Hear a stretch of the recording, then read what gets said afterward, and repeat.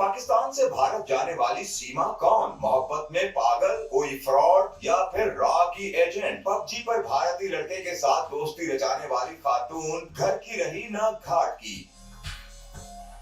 सीमा को जमानत पर रिहाई का परवाना मिला तो इंटरव्यू लेने वालों का तांता बन गया। भारतीय टीवी इंडिया टुडे पर एक इंटरव्यू दिखाया गया। खुद को मुसलमान कहने वाली सीमा ने मजहब से मुतालिक पूछे जाने वाले किसी सवाल का जवाब सही न दिया। खुद को मुसलमान कहने वाली सीमा को दीन की बुनियादी चीजें भी मालूम नहीं।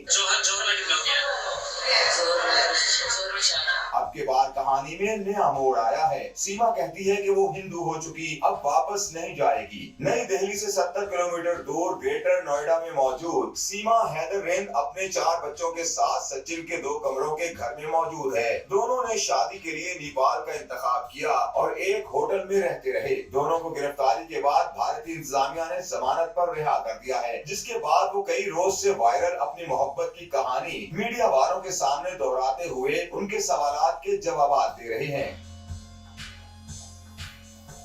हिंदू बनने का ऐलान करने वाली सीमा को इस इंतहाई इकदाम के बावजूद भारत में शक व शुबहे की निगाह से देखा जा रहा है। कई मीडिया चैनल्स पर उन्हें पाकिस्तानी एजेंट भी करार दिया जा रहा है। वहीं भारतीय रिपोर्टर्स उन पर भारत के हक में नारे लगाने का प्रेशर भी डाल रहे हैं। पाकिस्तान में भी सोशल मीडिया पर सीमा की तस्वीर वायरल है और यहाँ उसे रॉ की एजेंट होने के इल्जाम का सामना है। अब सीमा पाकिस्तान की रही न भारत की। फिलहाल तो जमानत मिल गई, लेकिन अब मामला क्या रंग लाएगा ये तो वक्त ही बताएगा।